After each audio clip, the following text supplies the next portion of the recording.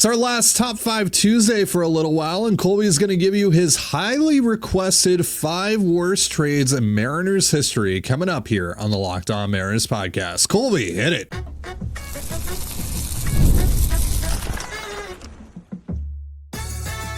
You are Locked On Mariners, your daily Seattle Mariners podcast, part of the Locked On Podcast Network, your team every day. Ahoy, sailors. It is Tuesday, December 10th, 2024. This is Tony Gonzalez and Colby Patnode for the Locked On Mariners podcast, part of the Locked On Podcast Network, your team every day. It's Top 5 Tuesday, and today Colby will give you the top 5 worst trades in Mariners history. I'll list my top 5 walk-up songs for the 2024 Mariners. But before we get into that, shout out to our title sponsor today, FanDuel. New customers can place a $5 bet, and you'll get started with $150 in bonus bets if you win that first $5 bet. Visit FanDuel.com to get started. And if you want to hear from me and Colby even more and help support the show, check out our Patreon. All you have to do to check that out is click the link in the description of this episode. So a couple of weeks ago, Colby, for Top 5 Tuesday, the wheel tasked you to give us the top 5 best trades in Mariners history. And a lot of the comments under that episode asked us to do the top 5 worst trades in Mariners history. So we added it to the wheel, and sure enough, as we're doing our last Top 5 Tuesday here for a little while, the wheel landed on the top 5 worst trades in Mariners history, which is, I have to imagine, a much more difficult list to put together than the top 5 best trades in Mariners history. So I'm sure you have a lot of honorable, quote unquote, mentions to go over. There are even some that didn't make the cut of honorable mention because we only have 30 minutes, so the Mariners trade history has been not inspiring for the most part, but it's why you really have to treasure the wins because there's not a ton of them. So for honorable mentions, how about Tino Martinez, Jeff Nelson, and Jim Messier for Russ Davis and Sterling Hitchcock? Tino, Whoops. Had a great career, better than a lot of people would think. I believe, go look at Tino Martinez's career numbers. You'll be pretty surprised by how good he was. Obviously, Jeff Nelson, eventually came back, but he was a huge piece in the back end of that bullpen with Mariano for those mid-90s Yankees. And, Tino and Jeff really were kind of anchors in the last dynastic run from the Yankees in the late 90s into the early 2000s. And so, Russ Davis was okay here. He wasn't great. He wasn't terrible, but he was just, and Hitchcock was pretty darn bad. So the Mariners ended up trading, a huge, key piece in the middle of their lineup and a late inning, leverage reliever for an okay third baseman in an era where, 20 home runs is nothing, particularly from a corner guy, and a bad left-handed pitcher. Yikes. How about Mark Trumbo for Steve Clevenger? That one. A lot of that is because Clevenger ended up being a terrible human being, but he also was a terrible baseball player, and Trumbo had a very nice year that year. So that one was not great. You kind of have the Pablo Lopez for David Phelps trade. Along with the Freddie Peralta for Adam Lynn trade. Ugh. Now, those don't always have those 2 walk-offs from Adam Lynn, though. That's right, baby. Including the one against the Cardinals where he swung at a pitch at his eyeballs. Mm-hmm. Can you name the other team that he walked off? Was it the A's? It was the White Sox. Oh, I was going to say that, but I thought that was Langerhans. No, it was the White Sox. So if I remember correctly, I might be wrong on this, but if I remember correctly, I'm pretty sure it was the same part of the ballpark too. Yeah, it was right field. Right center, where the tunnel is. Yeah. I think it was right around that area. Yeah.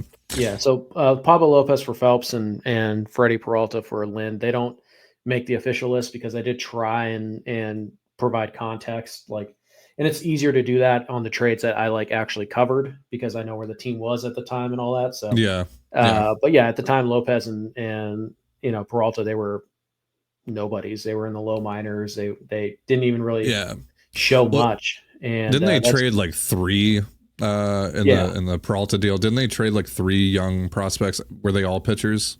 I think that was the Lynn trade, but yeah. Yeah. Yeah. And, you know, Peralta popped, and that's more on the Brewers for developing Peralta, because when they traded him, I think he was 18, 19. Yeah. And so, you know, not necessarily bad process, but at the end of the day, you traded a number 2 starter for 1 year of Adam Lynn. So it's an honorable mention. How about Asdrubal Cabrera for Eduardo Perez? Yeah. Somehow not the worst trade they made with Cleveland that week. Yeah. And then the final honorable mention, David Ortiz for Dave Hollis. This one doesn't quite make the list just because in the mid-90s, the Mariners were pretty set at DH. I don't know if you've heard of the guy, Edgar Martinez. He's a Hall of Famer. Yeah. And to his credit, Hollis was really good for the Mariners. I think he hit like 380 for them down the stretch. Didn't end up mattering. They didn't make the playoffs anyways. But it's like, and Ortiz, again, kind of like Peralta, just kind of not really a name. Like, nobody thought David Ortiz was a thing, including the Twins, who just released him in 2002 instead of paying. Yeah, it's not like you traded Ortiz to the Red Sox. Yeah. Right. So, you know, the Cliff Lee trade doesn't quite make the honorable mention list because, you know, at the time that was a rental, right? You traded 2 months of Lee for 6 years of Justin Smoke, who was supposed to be this great prospect, and just didn't work. So I don't think that's necessarily a bad trade. That's why it doesn't make the list. But like others, how about trading Carlos Guillen for Ramon Santiago? Guillen was an all-star for Detroit for a few years.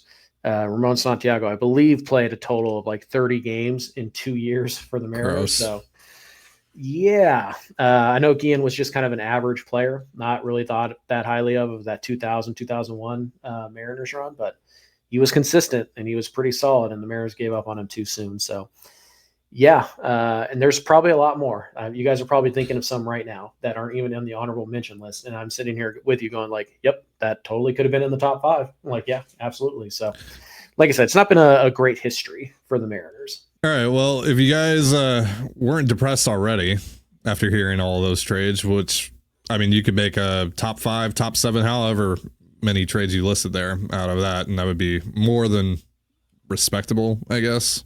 That's probably not the right word for it, but you get what I'm saying. We haven't even gotten into the top 5, so it's time for more sadness and whatnot. Number 5, what's the trade? Shin-Soo Choo for Ben Broussard, who was made either a couple days before or after the Eduardo Perez trade. Basically, the Mariners helped finance a really nice run from the late 2000, early 2010 Cleveland Indians at the time by giving them their all-star shortstop and an all-star right fielder. All Choo became was like the epitome of the on-base guy. He posted regular on-base percentages in the 380s to 400 range. He hit for a high average. He had 20 home run pop, hit a bunch of doubles, stole bags. It was actually a pretty good defender. Like, Choo was an awesome player for quite a while. And, you know, to make matters a little bit worse, that insult to injury, he would later come back and haunt the Mariners wearing a Texas Rangers uniform. But he had a great career with Cleveland, with the Reds, and with Texas. And he is, you know, one of those players whose career, like, you look back at his career and you go like, wow, he was a lot better than I remember. And he was very, very good. And for their efforts, the Mariners got a first base platoon. Yay. Good job. Bill Bavasi special. So, depressing. And only number 5. Yikes. All right. Without much of an argument to go much higher. Yeah. I can only imagine the horrors that await us on this list. We will get into your top 4 in just a moment, but first, a reminder, this episode of the Locked On Mariners podcast is brought to you by FanDuel. Get ready to tackle the NFL action with FanDuel, America's #1 sportsbook, because right now new customers can bet $5 and get $150 back in bonus bets if you win. The FanDuel Sportsbook app gives you everything you need to place live bets on the NFL all in one place. So when you get a hunch in the middle of the game, you can check out the latest stats, view live play-by-play, and so much more on the same page where you place your bets. Just visit FanDuel.com to join today. You'll get started with $150 in bonus bets if you win your first $5 bet. That's FanDuel.com. Never waste a hunch and make every moment more with FanDuel, an official sportsbook partner of the NFL. And you're listening to the Locked On Mariners podcast. It is Top 5 Tuesday. Colby is going over the top 5 worst trades in Mariners history. So a little bit of a sad show today, but you guys requested it. A lot of you requested it in the comments of the best Mariners trade episode, so we're doing it. By the way, before we get back into your list, just some small Mariners adjacent news here. Jimmy Garcia is going back to the Blue Jays on a 2-year, $15 million deal, according to Ari Alexander. So I don't know if the Mariners had any interest in bringing Garcia back, but he is going back to Toronto. All right. So number 5 on your list was Shin-Soo Choo for Ben Broussard, which yikes. What's number 4? Number 4 is Chris Taylor for Zach Lee. This is by Jerry DiPoto's own reckoning. This is the worst trade he's ever made. It was worse process than both the Lopez and Peralta swaps because the Mariners traded a solid prospect for kind of already a failed prospect. Now, again, they wanted arms. They thought the middle infield was okay. But again, Chris Taylor went on to be all-star utility man, one of the best utility mans in baseball. Playoff hero. Yeah, for 5-6 years. And really, kind of was instrumental in jump-starting the Dodgers and turning them into what they are today. He played a big role in that. And for Jerry's efforts, he got Zach Lee, who, to put it nicely, sucks. Yeah. No longer in baseball. You trade, and Taylor at the time was already, in the big leagues. He'd already debuted. He was, an interesting player. He was a pretty good shortstop. He was a middle infielder. He also very athletic, as we obviously know. And there were traits there. Now, would he have been the same player in Seattle as he was with the Dodgers? Who knows? Probably not. Which is kind of part of the problem, but whatever. Right. But, at the end of the day, it doesn't really matter. You traded, again, and because Jerry DiPoto is very willing to admit, this is the worst trade I've ever done. Didn't work at all. Wouldn't do it again, blah, blah, blah. So the Geno trade is not on your list then? No. Okay. Interesting. No. That one would go in the honorable mentions, though. So yeah, that's and that's obviously recency bias, but that right. one does not try to look avoid great. Recency bias. And also considering the position that the Mariners are in right the second, with sure, third base. But there's still a chance that Carlos Vargas is like Andres Munoz, and then at that point, who cares, right? So, but it goes in the honorable mentions, trying to avoid recency bias here a little bit. Sure. So Chris Taylor for Zach Lee, just dreadful, not good process, obviously terrible results. And if you're going to have a, top 5 worst trades in Mariners history, you got to have a Jerry trade on there because he's made the most. And so now it's interesting. The Phelps trade, the Lynn trade, the Taylor trade, they all kind of happened at roughly the same era. And since then, he's had some not good trades, but no catastrophic trades. The Geno trade is probably the closest thing to catastrophic since these early trades. The other bad trades are more like bad optics rather than it actually ended up in disaster. The Geno one is pretty bad though, right, in hindsight. And now looking at again the position the Mariners are in right now, trying to address third base, second base, all that stuff. So sure, in a couple of years that might be on the list, but we're only a year removed from it. So try and give it a little bit of space. But that one's not good either. All right. So where are we at? Number 3? Yep. Number 3 is probably a trade a lot of people don't even remember. Okay. But it was pretty bad, and it had some serious ramifications for the Mariners. Not immediately, although somewhat immediately, but more down the line. I'll get to that. How about Jose Cruz Jr. or Mike Timlin? And I don't even know how to pronounce this guy's name. Paul. You know, it's bad when you can't even pronounce the one of the guy's names. Yeah, I never heard of him. Yeah. Paul Spolzeric, whatever. Cruz was a top 5 pick by the Mariners.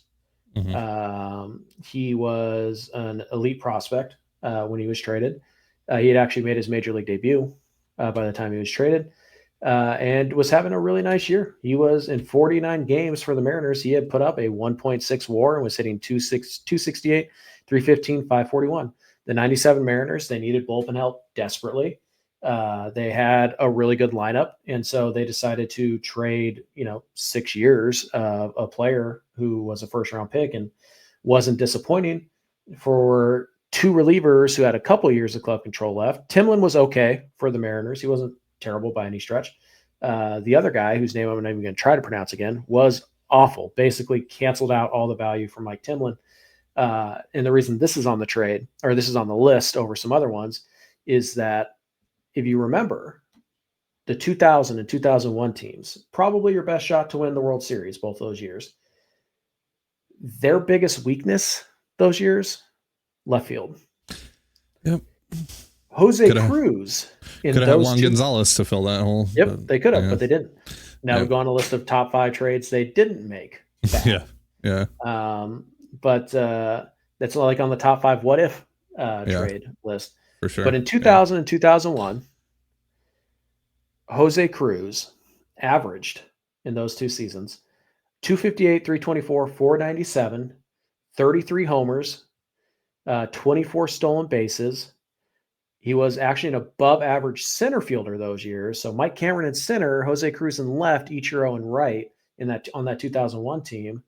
He was only a 2.5 win player each of those years because steroid era, and he wasn't hitting 45 bombs, and he wasn't, on base 38% of the time. But the Mariners got nothing from the bullpen arms they received. They traded 6 years of Jose Cruz Jr., who, won a Gold Glove. He was runner-up in Rookie of the Year in 97. And again, when you look at that 2000, 2001, those teams, and you look at what they ran out there in left field with Stan Javier and Al Martin, plug Jose Cruz into that lineup, understand that version of Jose Cruz is probably hitting like 6th or 7th in that lineup. The Mariners win the 2001 World Series if they don't make this trade. And one other trade they made at that deadline that we're going to get to. All right. This one, highly underrated in terms of how terrible it was. Yeah. Because even the process behind this is imagine trading like Colt Emerson for 2 Colin Snyders. That's the equivalent. Except for Cruz made his major league debut and was already really good. Yeah. So it's like trading Brian Wu for 2 Colin Snyders. What? Yeah. So yeah, just dreadful. Not enough people talk about it. Although, it happened almost 30 years ago now. So I think we talk about it plenty. So number 2. Number 2. Another good old fashioned Bill Bavasi classic. We have Adam Jones, Chris Tillman, George Sherrill. Yeah. For Eric Bedard. Yeah. Now, Bedard was actually pretty good for the Mariners. When he pitched. Yeah. Which wasn't often. He was terrible in that clubhouse. Didn't like baseball. Yeah. And, all the Mariners gave up was all-star left-handed closer, like a number 4 starter who kind of anchored Baltimore staff for like 8 years.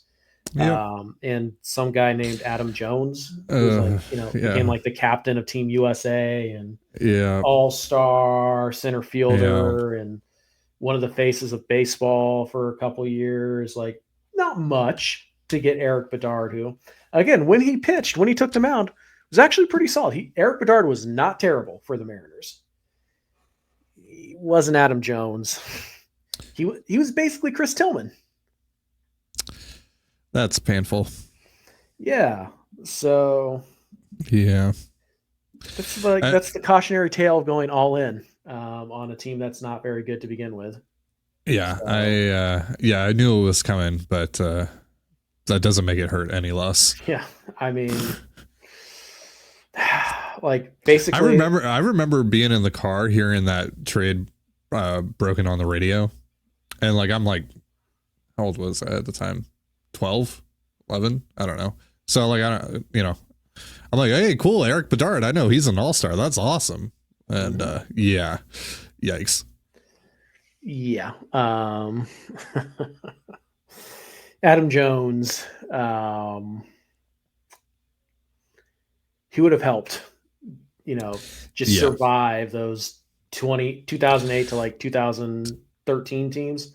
Yeah. He would have made those years much more palatable. Now, maybe you don't get Franklin Gutierrez if you keep Adam Jones, maybe, but like, I'd rather have Adam Jones. Respect to Goody, but yeah. I'd rather have Goody if at it like their healthiest, but like Adam Jones is like Adam Jones. Like we all know who Adam Jones is. And it's Adam Jones. Again, Tillman and Bedard were basically a fair swap for each other. And the Mariners just happened to give up George Sherrill, who I think made 2 all-star teams, and Adam Jones. Yeah. Yeah. That one stung. So what trade could possibly top that? Well, guys, just to reiterate this point, the 1997 Seattle Mariners are the reason why we don't have a World Series trophy to celebrate, even though at this stage it would have been 23 years old. Because in 1997, same deadline, they gave up Jose Cruz. They also gave up a little-known pitcher named Derek Lowe and another first-round pick, highly touted catching prospect, to the Boston Red Sox by the name of Jase Medical. Yeah, you ever heard of him? You remember Jase Medical? Was he any good? The Mariners traded those 2 guys to the Red Sox for Heathcliff Slocum. Now, if maybe you're a younger viewer and you don't quite know this, but all Jason Varitek was the captain of the Red Sox team that ended the drought, an all-star switch hitting catcher, Cal Raleigh's idol. Like, that's all. Do you feel like that's like some weird like energy like that the Mariners wound up with Cal Raleigh after the Varitek like they kind of got like a second shot at Varitek? Yeah. Now I would say this: Cal Raleigh's better than Jason Varitek. Like, so that's cool. But Tech was a switch hitting catcher. Made a couple all-star teams, had a couple MVP votes. Like in 2001 as a part-time backup catcher, he was a 1.5 win player. He would have been starting for the Mariners over Dan Wilson in 2001. He would have been starting for the Mariners in 2002 when the Mariners missed the playoffs despite winning 90 some odd games.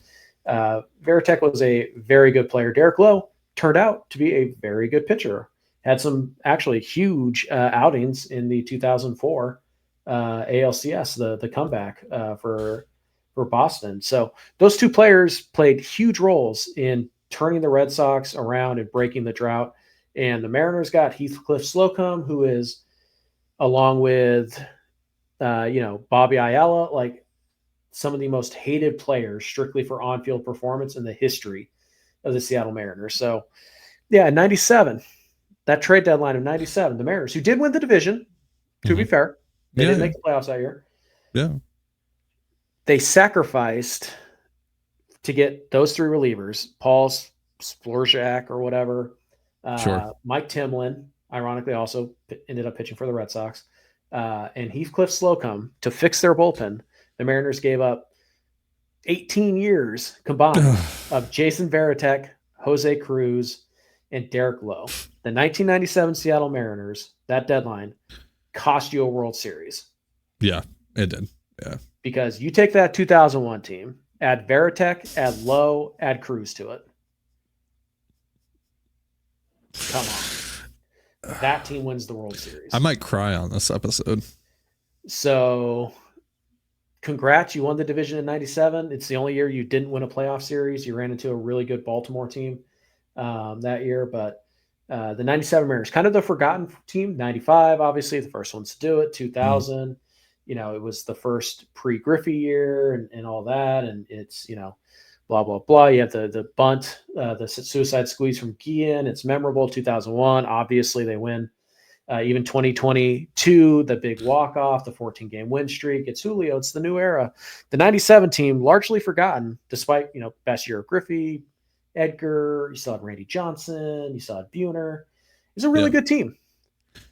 Yep. Too good, as it turns out, because the belief that they could win the World Series that year cost you the 2001 World Series. But it's also a little bit hard to blame them for believing that, because when you look at that 97 roster, it was really good. They needed starting pitching more than they needed bullpen help, though, but whatever. Like, we can go through this over and over again.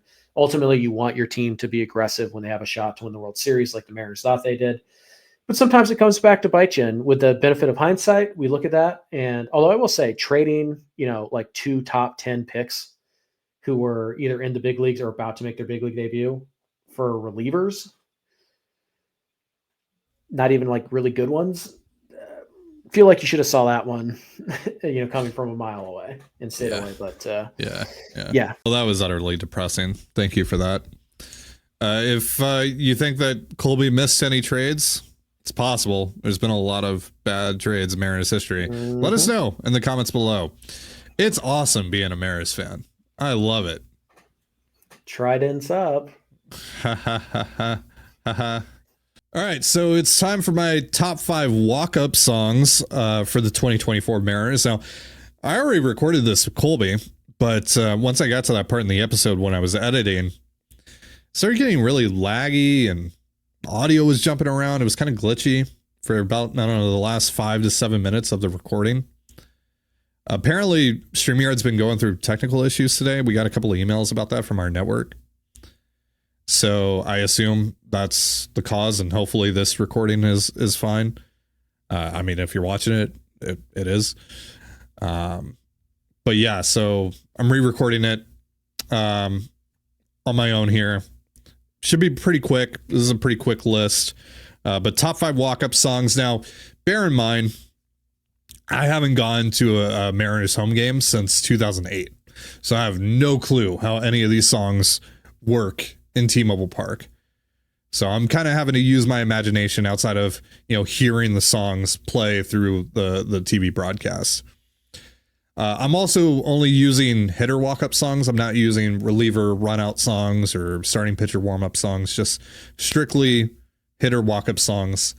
And this isn't just the 5 best songs used by Mariners hitters in 2024. No, it's what actually works as a walk-up song, what part of the song they use, all that is being taken into account here. So number 5, Julio had quite a few walk-up songs over the course of the year, but earlier on in the year he had Armed and Dangerous by Juice WRLD, which is one of my favorite Juice WRLD songs, R.I.P. Juice. And I can just imagine like late spring, early summer, sun starting to go down. You got all the cool colors in the sky. Armed and Dangerous is blaring on the PA system, and you got 44 walking in the box. Vibes are great. So had to put Armed and Dangerous there at number 5. Number 4, bit pandering on Justin Turner's part. Like, he even admitted like he wanted something, Seattle related as his walk-up song. So he picked Black Hole Sun by Soundgarden, but it's a great song, so had to put it on there. Number 3, Josh Rojas, who isn't on the team anymore, but had a couple of really good walk-up song choices over the course of the year. Rolling in the Deep by Adele. That's not what made my list. What did make my list, though, was Memories by David Guetta. And, of course, Kid Cudi, which, I mean, if you're watching on YouTube, you can tell by my background. If you have Kid Cudi as your walk-up song, you're going to get bonus points with me. And obviously Memories is like an all-time party stadium song, so it had to go on here. Number 2, Ambitions as a Rider by Tupac for Cal Raleigh, which I didn't know Cal had this in his bag, but I'm very glad that he did, because it actually fits pretty well for Cal. And this is obviously Pac's one of Pac's most famous songs. It wouldn't be top 5 for me personally for two Pac songs, but it is a good song. And again, I think it's a really good fit for Cal. Number one, he only used it a handful of times this past year. Actually, I don't know how many times he used it. I know he brought it back for like one game back in March when everyone was like, wait, it's gone. Why did he get rid of it? I don't know if he used it more over the course of the year. Let me know down in the comments below. But it's Miss the Rage by Playboy Cardi and Trippie Redd for JP Crawford, which he used over the course of 2023. And that song, frankly, became synonymous with JP Crawford for me. Like, I hear that song, I hear that heavy synth at the beginning of that song, I immediately think JP Crawford. And yeah, he's messing up not having that as his walk-up song for forever. And I'm not the only one that has signed this petition. Ben Ranieri as well, our good friend from Sea Level, is also on the bring back the Miss the Rage train. So yeah, bring it back, JP. Like, you have to. It's perfect for you. And it's awesome. Like, even just hearing it through the broadcast, it sounds super sick in that stadium. I can only imagine how it sounds actually being there in the ballpark. I hear great things about it. A lot of people love Miss the Rage for JP. He's got to bring it back. So there you go. That's my top 5 walk-up songs for the 2024 Mariners list. And that's going to do it for Top 5 Tuesday here for the next little while. Because, again, we're going back to 3 shows a week next week until pitchers and catchers report. And then we'll be back to 5 shows a week. And maybe before we get into our regular season content, we'll bring back Top 5 Tuesday. But I want to thank you guys for all the suggestions that you had for topics for the series. And I hope you guys enjoyed this series. So, yeah, that's going to do it for our show. For Colby Patnode, I'm Ty Dane Gonzalez. Be sure to give us a follow on Twitter at LO_Mariners. You can follow me at Ty Dane Gonzalez and Colby at CPAT11. That's CPAT11. We're also on Blue Sky. You can follow me at TDG, Colby at MLB Colby, and the show at Locked On Mariners. Have yourself a beautiful baseball day, and we'll see you next time. Peace.